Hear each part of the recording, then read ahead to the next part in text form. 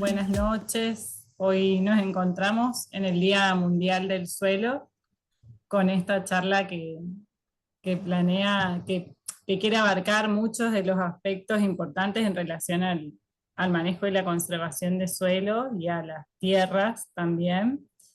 Y voy a ir pasando de lo general a lo particular para que podamos tocar todos los temas que tienen relación con los suelos en general y también con el modelo de producción característico del lugar en el que yo trabajo y vivo, que es el norte de la Argentina. No me pasa la... Ahí está. Bueno, los contenidos de la clase van a tocar un poco lo que es el paradigma agroecológico para la ciencia del suelo, que no es algo muy común, sino que en general la ciencia del suelo se la encuentra como un poco eh, aislada o apartada de la agroecología, pero cada vez la agroecología sí contiene siempre temas de suelo, entonces cada vez se encuentran más. También vamos a hablar de tierra y suelo y las diferencias, qué es la degradación de tierras, bueno, cuál es el modelo productivo que predomina, que tiene mucho que ver con el estado del suelo, de los suelos de la Argentina y del mundo, cómo estamos abordando estos temas desde el INTA Sáenz Peña, que es donde yo trabajo, y también desde el Observatorio de Degradación de Tierras y de Certificación. De ahí vamos a ir a hablar de qué es el suelo en sí, cómo se forma, de qué está compuesto, cuáles son las estrategias que podemos utilizar para lograr suelos sanos, cómo evaluar el suelo, la percepción del suelo y la importancia para el trabajo con las comunidades y las prácticas de manejo y conservación propuestas y algunas preguntas guía que podemos hacernos para evaluar, para pensar nuestros suelos y para actuar en consecuencia. Entonces, primero, para ir de lo general a lo particular, es muy importante hablar de los paradigmas desde los que abordamos el suelo, la tierra, la ciencia del suelo, y tenemos dos grandes paradigmas en las ciencias agrarias que son los que definen cómo se genera el conocimiento científico y las prácticas. Yo lo puse así como el paradigma de la complejidad versus el paradigma de la simplificación. Lo más común es el paradigma de la simplificación, ¿no? Donde tenemos una base histórica de la ciencia reduccionista, en donde se divide un fenómeno, un proceso, una situación en todas sus componentes, se trata de analizar las componentes por separado, en un tiempo determinado, en un espacio, en un contexto determinado, y de ahí se generan distintos resultados. Bueno, por ejemplo, el ver cuántas dosis de fertilizante o qué dosis de fertilizante son las mejores para lograr X rendimientos en un cultivo. Eso sería una forma de abordar un problema según el paradigma reduccionista. Sin embargo, lo que plantea la agroecología y lo que yo quiero plantear como manejo agroecológico de suelo es el abordaje de la ciencia de sistemas bajo el paradigma de la complejidad, que es investigar un poco más las interrelaciones, las relaciones que tienen esas componentes, sin dejar de conocer también y muy bien las componentes, pero hacer foco en las relaciones, las dinámicas, los procesos de los que se derivan de esas relaciones y desde ahí abordar de forma mucho más compleja las situaciones y los problemas productivos o ambientales.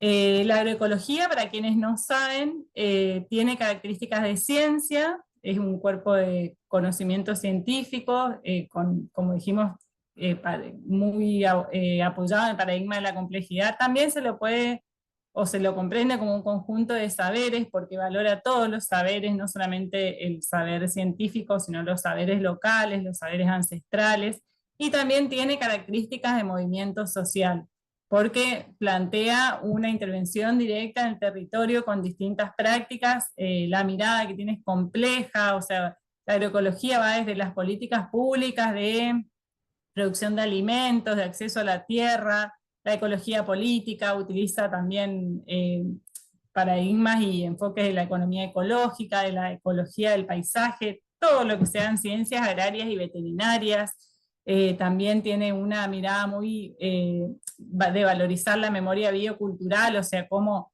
se fue generando una cultura ligada al ambiente en cada territorio, tiene en cuenta el enfoque de género, los sistemas agroalimentarios sustentables y la etnobotánica. Y mucho de esto que plantea la agroecología es para lograr la soberanía, o también podemos decir para lograr la independencia, la soberanía alimentaria, la soberanía energética, la soberanía productiva, y esa soberanía productiva es básicamente la independencia de insumos externos, que ya vamos a ver un poco más adelante qué quiere decir esto. Me gustaría hacer una diferencia entre los conceptos de tierra y suelo, porque muchas veces se cree que son lo mismo, y ahora vamos a ver que tierra es un concepto mucho más amplio que suelo. Nosotros hoy dijimos vamos a hablar de suelo, pero primero vamos a hablar de tierra como un concepto que abarca el suelo, también el relieve, bueno, el agua, el clima, pero también las comunidades, los animales, los vegetales, toda la interacción y el conjunto de fenómenos que se dan sobre el suelo. Y el suelo, para decirlo rápido, pero después vamos a ver una definición, es la capa superficial de la superficie terrestre, valga la redundancia. ¿Por qué queremos hablar de tierra? Porque nosotros actualmente vemos cada vez más las consecuencias de la degradación de la tierra.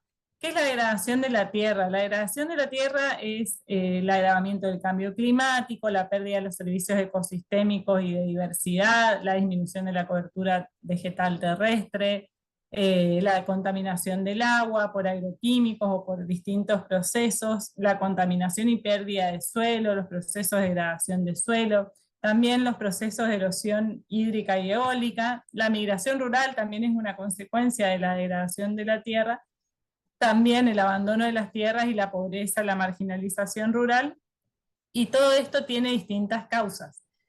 Una de las causas es el mal manejo ganadero, agrícola, la deforestación, el desmonte, los usos no sustentables, pero también las políticas ausentes son causas de la degradación de la tierra, la falta de la rentabilidad y el poco acceso a la tierra, o sea, los problemas de tenencia. Todo esto son causas de la degradación de la tierra.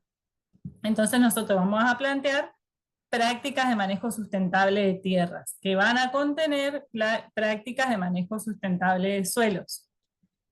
El escenario en el que nos estamos moviendo en todo el mundo para poder pensar estos temas es el cambio climático cada vez más acentuado. Tenemos estos escenarios cada vez más comunes de sequía, anomalías de temperatura que estamos viviendo esta semana, tormentas muy fuertes, vientos muy fuertes, o sea, tormentas cada vez más con tamaño de granizo más grande, extremos térmicos, y eso que ven ahí como fotos son eh, postales muy comunes dentro de lo que es el Chaco, grandes áreas deforestadas, que ya vamos a ver un poquito más, pero bueno, el escenario es cambio climático agravado por la acción del hombre y por lo tanto extremos térmicos y extremos hídricos. Otro escenario importante en el mundo es la degradación de suelos y la pérdida del recurso edáfico. Esto como parte de la degradación de tierras, en el mapita ese van a ver que lo que es estable, o sea, los que son áreas estables es lo que se ve en verde, o sea, la mayoría del mundo directamente está bajo problemas serios o bajo algún tipo de problema de degradación. Incluso hay un problema muy grande que es el sellado del suelo, el crecimiento de las ciudades, entonces eso hace que se selle suelo que puede ser fértil para la producción de alimentos o para la vida de los ecosistemas. Entonces tenemos cada vez menos tierras cultivables en el mundo. ¿Y esto con qué se relaciona? Principalmente con el modelo productivo. La degradación de tierras se relaciona directamente con el extractivismo, con un tipo de agricultura. Ahí vemos un lote, esa foto la tomé acá cerca, en Chaco, es un lote de soja, una agricultura minera que no aporta nada al suelo, se la llama minera porque solamente extrae y mina el suelo, lleva nutrientes pero no deja nada, y con el fenómeno que le podemos llamar tierra comerciada. ¿Qué vendría a ser la tierra comerciada? El intercambio de tierra virtual entre territorios que no tienen tierra para cultivar, pero que ocupan grandes áreas para producir sus commodities necesarias para a su vez criar ganado, por ejemplo, ocupan grandes áreas en países de Latinoamérica o de África. Entonces eso vendría a ser tierra comerciada. ¿Por qué? Porque la ocupación se da a través de el tipo de cultivos que después se exporta para otro tipo de producción. Para quienes no conocen bien, yo estoy en Chaco. Muchas de las cosas que vamos a hablar tienen que ver con las características que tiene el Chaco, que es una provincia del norte de Argentina, que es parte del Gran Chaco americano, que es el segundo bioma de importancia en Sudamérica, después del Amazonas, por su reserva de bosques, que cada vez es menos, lamentablemente, y de biodiversidad, que está muy amenazada, y los fenómenos de agriculturización y de alguna manera eh, de avance de la frontera agropecuaria, le llama la pérdida de bosques nativos, son los que generan muchos de los problemas que estamos viviendo ahora y sobre los que voy a plantear algunas posibles soluciones. La agricultura acá en Chaco se realiza principalmente bajo lo que se le llama el sistema de siembra directa. La siembra directa apareció en Argentina a partir del año 70 como una solución que se planteaba desde Brasil como una forma de manejar el suelo en forma conservacionista, porque no se daba vuelta el pan de suelo con arado, con rastra. Eh, Actualmente hay muchas críticas al sistema de siembra directa porque es un sistema que utiliza un paquete tecnológico muy grande, que no da vuelta el pan de suelo, pero sí tiene una serie de cuestiones que son bastante problemáticas para el ambiente, y principalmente lo que se hace en Chaco es soja, maíz, algodón y sorgo. Más que nada soja, maíz y bueno, un poquito menos en superficie algodón, todo esto en más de 1 millón de hectáreas con este sistema denominado siembra directa. El tema es que vamos a ver los suelos de la siembra directa de Chaco y nos encontramos con este tipo de suelos, que son suelos compactados, suelos que no infiltran, suelos agrietados, muy poca cobertura, suelos desnudos, suelos con procesos erosivos de pérdida de suelo por viento, por agua muy, muy graves. Entonces realmente hay que replantearse lo que es el paquete tecnológico de siembra directa, porque por más de que no se dé vuelta el pan de suelo, estamos teniendo cada vez más procesos de degradación de suelo. Entonces, volviendo un poquito para atrás, todo esto tiene que ver con el modelo productivo. O sea, nosotros podemos decir hay que manejar el suelo, no hay que dar vuelta al suelo, hay que hacer siembra directa, pero si no pensamos qué estamos produciendo, quién lo está produciendo y para quién lo está produciendo, y tenemos una predominancia de un paquete tecnológico que está basado principalmente en agroquímicos y principalmente herbicidas, o sea, además insecticidas, pero más que nada herbicidas, semillas transgénicas y fertilizantes sin tener en cuenta un enfoque de fertilización más integral, no tiene mucho sentido pensar solamente en cuidar el suelo y no dar vuelta al pan de suelo. Esta es una de los temas más importantes en los últimos años en la discusión de este modelo productivo. Somos el país que más agroquímicos aplica en el mundo y el país que más glifosato aplica en el mundo.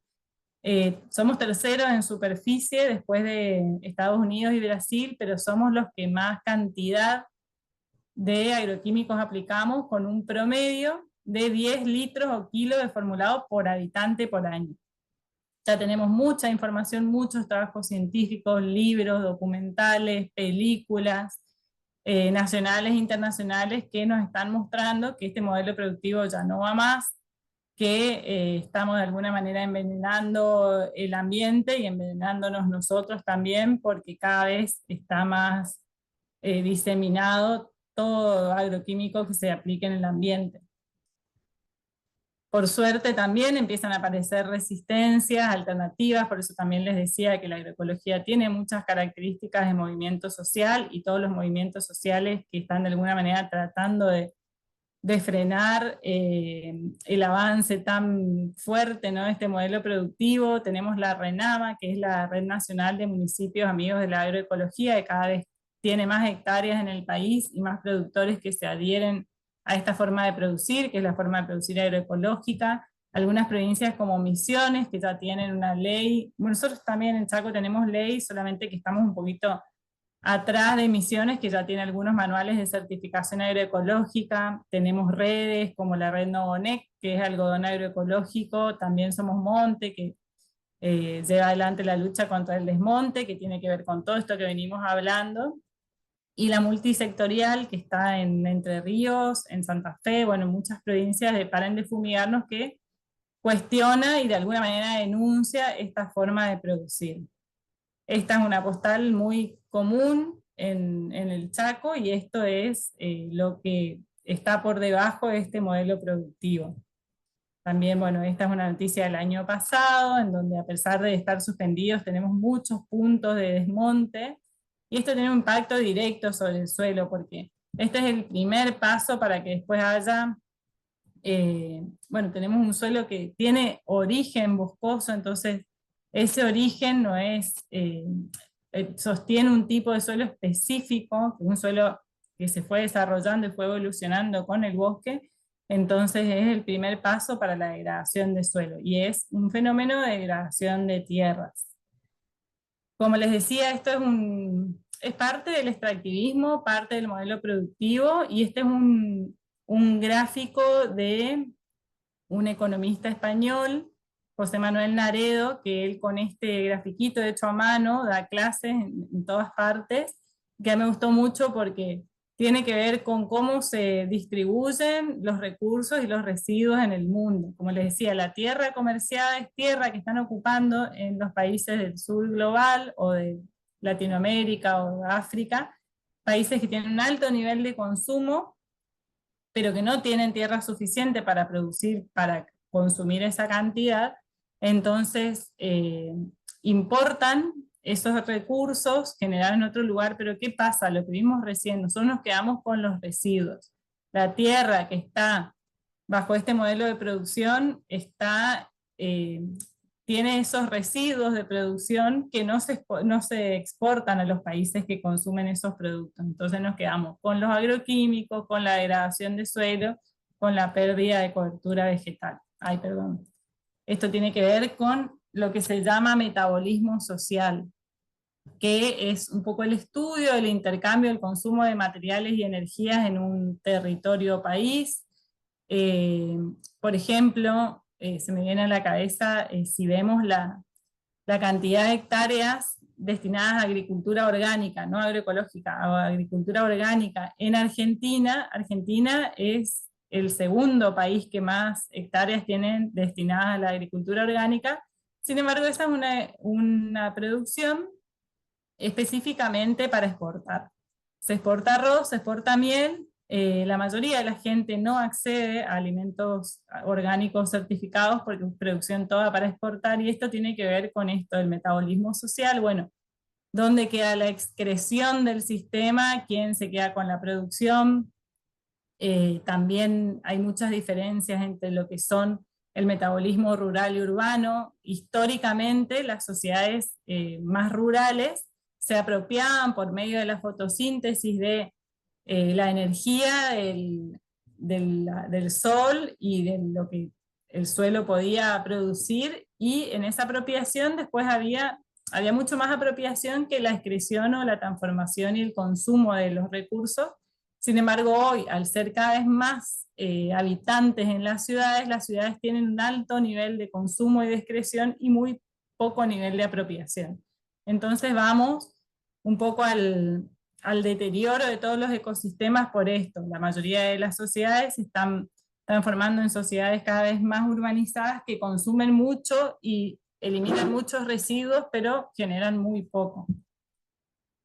Esto es lo que les contaba de la tierra comercial. Por ejemplo, hicimos un estudio con un compañero de España en donde quisimos analizar cuántas hectáreas ocupaba su provincia en España en el Chaco para la producción de soja.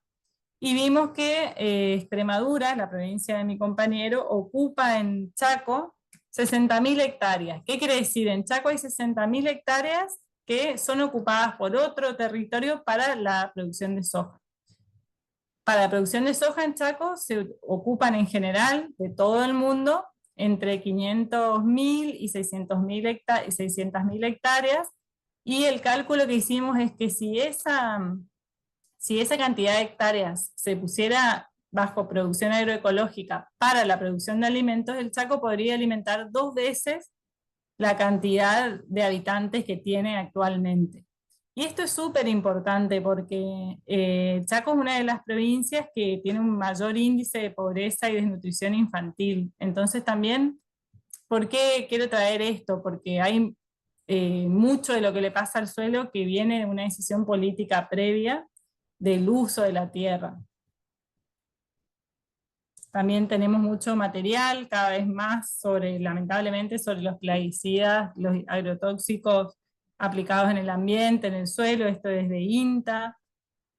Bueno, el glifosato quiero hablar un poco porque es un tema que siempre interesa. El glifosato empezó en la década de los 90 de mano de la soja transgénica, de la entrada de la soja transgénica a la Argentina. En el 96 se aprobó y era una soja resistente al Roundup o resistente al glifosato, que es el principio activo porque tiene varios nombres comerciales.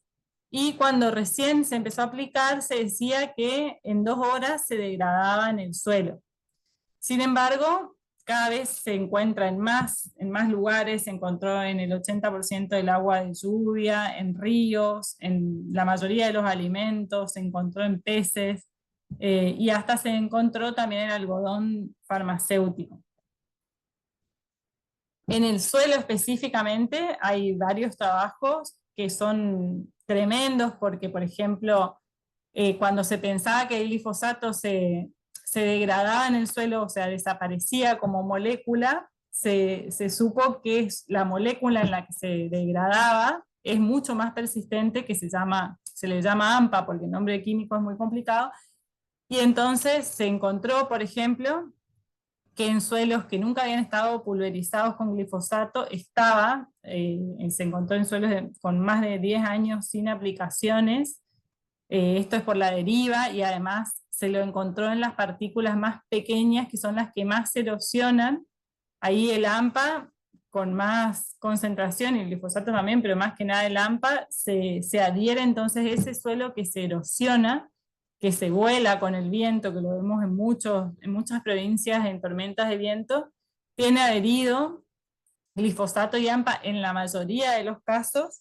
Y lo que es peor es que esas partículas de suelo muchas veces son PM10, que son partículas menores a 10 micrones, y que son las partículas respirables, son las que ingresan a nuestros pulmones por vías respiratorias, que después generan muchos problemas que no son tan fáciles. ¿Por qué se sostiene todavía este tipo de producción? Porque no es tan fácil demostrar que eso nos trae un problema de salud, pero sí son partículas acumulativas que nos pueden llevar a una toxicidad, a una enfermedad crónica respiratoria o incluso al cáncer. Lo que pasa que, bueno, hay mucho problema para exponer estos resultados que cada vez son más públicos, digamos. También otro problema de la cantidad de glifosato que se aplica es que cada vez hay más malezas resistentes, porque la naturaleza encuentra la vía para que las plantas no mueran. De una población silvestre siempre algunas plantas sobreviven a la aplicación, entonces generan resistencia o tolerancia, y cada vez tenemos más malezas resistentes. Actualmente hay más o menos 16 malezas, porque siempre aparece alguna resistente, y 7 tolerantes. ¿Qué quiere decir esto? Que cuando se le aplica el herbicida, la maleza no se muere. Entonces lo peor es que se empiezan a probar otros herbicidas o mezclas para matarlas. Y también se encontraron muchos problemas sobre, bueno, poblaciones de anfibios, que es con las que muchas veces se hacen los estudios, lo mismo las ratas, por ejemplo, linfoma no Hodgkin, abortos espontáneos, cáncer, malformaciones y esterilidad. Entonces, primero, después de este pantallazo de lo que es la degradación de tierras y el modelo productivo vigente, que tiene mucho que ver con lo que le pasa al suelo, quería contarles un poco cómo abordamos estos temas actualmente desde la ciencia y la técnica en Chaco. Yo trabajo actualmente en el área de recursos naturales de INTA Sáenz Peña y también formo parte de un equipo interinstitucional e interdisciplinario del Observatorio de Degradación de Tierras y de Certificación, y lo abordamos en parte desde lo que son los objetivos globales, por ejemplo, los objetivos que se llaman neutralidad de la degradación de tierras, tienen que ver con la Agenda 2030 y lo que se conocen como objetivos ODS o Objetivos de Desarrollo Sostenible, en donde una de las metas es gestionar sosteniblemente los bosques, luchar contra la desertificación, detener e invertir la degradación de las tierras y detener la pérdida de biodiversidad. Todo esto tiene que ver muchísimo con la deforestación, pero hay indicadores globales. Uno de los indicadores es la cobertura vegetal, que se puede medir por medio de imágenes satelitales, y otro de los indicadores es el carbono orgánico del suelo, que vamos a ver un poco más también de qué se trata cuando hablamos de qué hablamos cuando hablamos de stock de carbono en el suelo o de materia orgánica. Otra de las iniciativas globales a las que adherimos desde los distintos proyectos es la iniciativa 4x1000, que se desarrolló desde Francia, pero que bueno, que tiene muchas resistencias porque lo que dice es que se va a tratar de conseguir un aumento anual de 0,4% de stock de carbono, pero los suelos tenemos todo tipo de suelos y no todos pueden aumentar por más buen manejo que se haga un 0,4%. Entonces esta iniciativa es muy discutible, pero en general los países adhieren. También hay muchas propuestas, iniciativas de la FAO, por ejemplo, este mapa de carbono orgánico del suelo, del mundo, digamos, en el que participaron la mayoría de las instituciones que trabajan en suelos en el mundo, con datos reales, con datos de campo, para tener una idea de cuánto carbono había acumulado en los suelos de los distintos países. Nosotros tuvimos que mandar los datos de campo como INTA, y bueno, se reunió un panel de expertos para poder hacer este tipo de mapas, para tener idea de cómo estábamos en stock de carbono en el mundo. También otra de las cosas que estamos haciendo es salir un poco, como ya conté, salir un poco solamente del foco en el suelo, tener en cuenta las comunidades, el enfoque de género, cómo podemos intercambiar saberes. Esto era una jornada que hicimos en tiempo de pandemia, por eso estamos todas con el barbijo y con mujeres que tienen una huerta comunitaria muy grande acá y que también nos ayudaron con el ensayo de algodón agroecológico. Intercambiamos, bueno, ¿qué saben ustedes? ¿Qué sabemos nosotros? O sea, bajarnos un poco de la silla de científicos, digamos, y tratar de ver cómo hacemos entre todos para cuidar el suelo y para generar e intercambiar conocimientos. Y para ir un poquito más para el lado ya del suelo, dentro de lo que es un agroecosistema, que es una porción más recortada de una ecorregión o de una región, ¿qué es lo que vemos primero? Que haya cierre de ciclos de energía y nutrientes. O sea, lo que vamos a ver lo que vamos a buscar es el equilibrio, el balance, como dijimos al principio, la soberanía, la independencia de necesitar insumos. Cuando hablamos de agroecología o del manejo dentro del agroecosistema, hablamos mucho de tecnología de procesos, no de tecnología de insumos, distinto a lo que vimos recién, de ese modelo que necesita mucho agroquímico, semillas transgénicas, mucho fertilizante para sostener la producción. En agroecología vamos a hablar de que queremos fomentar, conocer y fortalecer los procesos ecológicos, teniendo en cuenta cuál es el ambiente típico del lugar en el que estamos trabajando, cuál es cuál es la vegetación más común, cómo es el clima, cuáles son las variedades locales, qué tenemos que crece mejor en el lugar, qué se produjo históricamente. Bueno, vamos a tratar de usar toda esa información de los procesos ecológicos, incluso de los procesos culturales y de la historia, para poder generar una tecnología de procesos que va a fortalecer esas relaciones que dijimos entre las componentes de un sistema para no necesitar tantos insumos. Y si vamos a utilizar insumos, vamos a utilizar insumos de base local. ¿Qué quiere decir? Lo que se puede encontrar en la zona. Entonces, vamos a tratar de generar un agroecosistema diverso, superar esa simplificación y artificialización de los ecosistemas, donde si no tenemos para comprar un herbicida, no sabemos qué hacer, y generar que se fortalezcan todos los ciclos de energía y nutrientes dentro de ese sistema. El suelo, la biomasa, las precipitaciones, los nutrientes, el reciclaje, el mantenimiento de la materia orgánica. Y bueno, ahora sí vamos a definir el suelo. El suelo tiene muchas definiciones. Una de las que más me gusta es que es un organismo vivo, que respira, se comunica, toma agua y se alimenta, que es una definición de la ganadería regenerativa. También hay una definición más científica, digamos, que el suelo es un material poroso, heterogéneo, con una fase química, una física, una biológica, donde recirculan el agua y los nutrientes, y es la capa superficial de la superficie terrestre. Cualquiera de las dos se pueden usar. Lo más importante que tenemos que saber es que el suelo está formado por una parte porosa y por una parte sólida. La parte sólida es lo que conocemos como la parte mineral, la arena, el limo y la arcilla en sus distintas proporciones.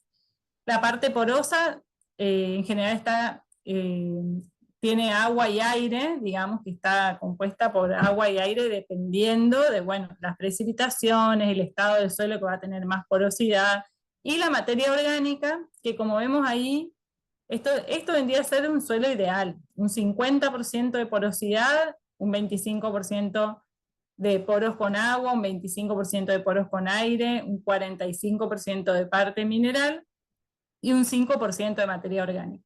Esto es un suelo ideal.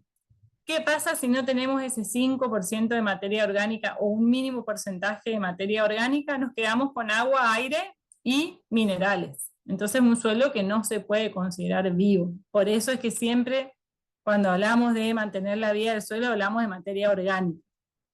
Y como dice ahí, como muestra ahí también la imagen, un suelo ideal tiene características de esponja, es un suelo que absorbe y va liberando agua y nutrientes y deja pasar a las raíces y permite la vida de la micro, la meso y la macrofauna del suelo. Es importante para conocer el suelo saber cómo se forma. El suelo, tenemos suelos, en Argentina tenemos muchos tipos diferentes de suelos según el tipo de proceso formador de suelo que sufrieron, digamos. Se conoce como que hay 5 factores formadores de suelo: la vegetación, el clima, los organismos, el relieve y el tiempo. Estos hacen que tengamos un tipo de suelo totalmente diferente del otro. Por ejemplo, en Chaco tenemos suelos de loess, que es material que vino transportado por el viento desde la cordillera durante miles de años, y sin embargo, en Misiones, por ejemplo, tenemos los suelos rojos que son derivados de la meteorización de la roca basáltica. Entonces, de acuerdo al tipo de material original y a los procesos formadores, y que tienen mucho que ver con el clima, por ejemplo, más o menos precipitaciones, vamos a tener distintos tipos de suelo. Y vamos a tener que considerar lo que hagamos en base a ese suelo que tenemos presente. Los organismos también son formadores de suelo, y como nosotros estaríamos contando dentro de lo que son los organismos, el ser humano, porque también podemos cambiar mucho la historia de un suelo en poco tiempo. Bueno, y cuando hablamos de salud, cuando hablamos de suelo podemos hablar de salud o también de calidad. que los consideran términos parecidos o que se pueden usar para lo mismo, y cada vez se considera más que necesitamos tener suelo con buena salud, que genere o brinde servicios ecosistémicos versus lo que es la calidad de suelo, que se lo dejó como a un término más específico de un uso determinado. Por ejemplo, cuál es la calidad de suelos para algodón, cuál es la calidad de suelos para frutales. Sin embargo, a veces podemos tener un suelo que tiene buena calidad para una producción, pero no está saludable porque no está cumpliendo con sus funciones ecosistémicas. Cuando hablamos de suelo, también cada vez se habla más del microbioma de la rizósfera. ¿Qué es esto? Es lo que ya se sabe que interactúa y ha evolucionado con las plantas durante años, que es la comunidad de organismos que está adherida a las raíces, ¿sí? Actualmente se conoce eso como el segundo genoma de la planta o el microbioma. Cada vez hay más trabajos gracias a las técnicas de radiografía, de tomografía computada que se puede usar con sobre las raíces, que muestran que las plantas que antes, bueno, por lo menos cuando yo estudié en la facultad decían, bueno, esta planta necesita nitrógeno, necesita fósforo, tanto de potasio, eh, poros para que crezcan las raíces, sí, pero cada vez se sabe más que las plantas tienen una asociación específica con determinados organismos que hacen que la planta esté saludable o no. Y que esa comunidad de organismos, que es lo que se llama microbioma de la rizósfera, es parte del suelo también, porque de alguna manera las plantas y los organismos también fueron moldeando el suelo. Hay una iniciativa que se llama la Iniciativa Global del Microbioma de Cultivos y Agricultura Sustentable, que busca actualmente estudiar esa relación para los cultivos más importantes, y también cada vez hay más trabajos que hablan de cómo hay un intercambio de exudados, un intercambio, una asociación muy beneficiosa entre las plantas y los microorganismos que generan alteraciones en el suelo, pero además la planta se beneficia eh, defendiéndose contra insectos, contra microorganismos patógenos, contra incluso factores climáticos, gracias a alimentar esas comunidades microbianas. Y el término de rizósfera, que ahora aparece como un término que no es ni suelo ni planta, sino que es justamente esta asociación entre la planta, los organismos y el suelo, que no solamente generan esto que les decía, esta resistencia a muchos estreses, digamos, de la planta, muchos tipos de estrés, sino que a su vez moldean el suelo. Por ejemplo, generan mayor cantidad de agregados de suelo, que los agregados son grupos de partículas que favorecen mucho la salud del suelo porque favorecen la porosidad, la circulación del agua, la respiración de las raíces. Entonces, todos estos mecanismos formadores de alguna manera de suelo o que alteran el suelo tienen que ver con que existan esos organismos en la rizósfera. Y esto cambia totalmente la visión de la fertilización y de la salud del suelo o de la producción incluso. Otra de las preguntas que siempre surgen es si la salud del suelo tiene impacto en la salud humana, vegetal y animal. Y sí, cada vez se sabe más. Primero que hay un efecto directo cuando el suelo es fumigado, porque ese suelo fumigado, ese sistema de producción, como les decía hoy, va directamente a parar como residualidad de agroquímicos a los alimentos, y esto en ese informe del plato fumigado se puede ver que la mayoría de las frutas y verduras que consumimos tienen residualidad de agroquímicos. Entonces tenemos un efecto directo en la salud, que es el efecto de que esas sustancias permanecen en los alimentos. Tenemos un efecto muy, muy, muy importante, que ya está muy estudiado, que es que cada vez, por el suelo estar más degradado, cada vez las frutas y las verduras tienen menos niveles de vitaminas. Eh, Realmente son tremendos estos informes. Ya no tienen, por ejemplo, las naranjas los mismos niveles de vitamina C, los tomates los mismos niveles de licopeno. Todo esto tiene que ver con la cantidad de nutrientes disponibles en el suelo y con las asociaciones, como les decía recién, con los microorganismos, que es lo que menos se cuida cuando se habla de la salud del suelo.